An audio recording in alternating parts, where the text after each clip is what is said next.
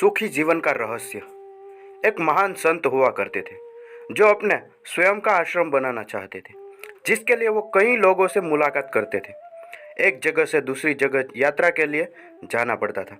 इसी यात्रा के दौरान उनकी मुलाकात एक साधारण सी कन्या विदुषी से हुई। विदुषी ने उनका स्वागत किया और संत से कुछ समय कुटिया में रुककर आराम करने की याचना की। संत उसके मीठे व्यवहार से प्रसन्न हुए और उन्होंने उनका आग्रह स्वीकार किया। विदुषी ने संत को अपने हाथों का स्वादिष्ट भोजन कराया और उनके विश्राम के लिए खटिया पर एक दरी बिछा दी और खुद फर्श टाट बिछाकर सो गई। विदुषी को सोते ही नींद आ गई। उसके चेहरे के भाव से पता चल रहा था कि विदुषी सेन की सुखद नींद ले रही है। उधर संत को खाट पर नींद नहीं आ रही थी।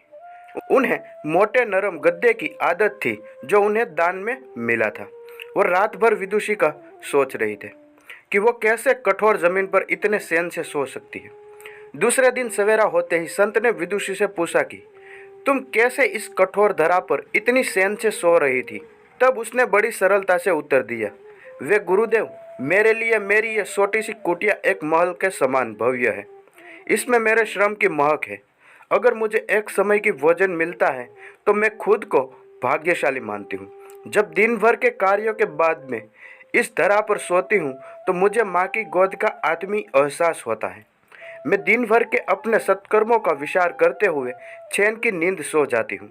मुझे एहसास भी नहीं होता कि मैं इस कठोर धरा पर हूँ। यह सब सुनकर संत जाने लगे। तब विदुषी ने पूछा, हे गुरुवर, क्या मैं भी आपके साथ आश्रम के लिए धन एकत्रित करने चल सकती हूँ?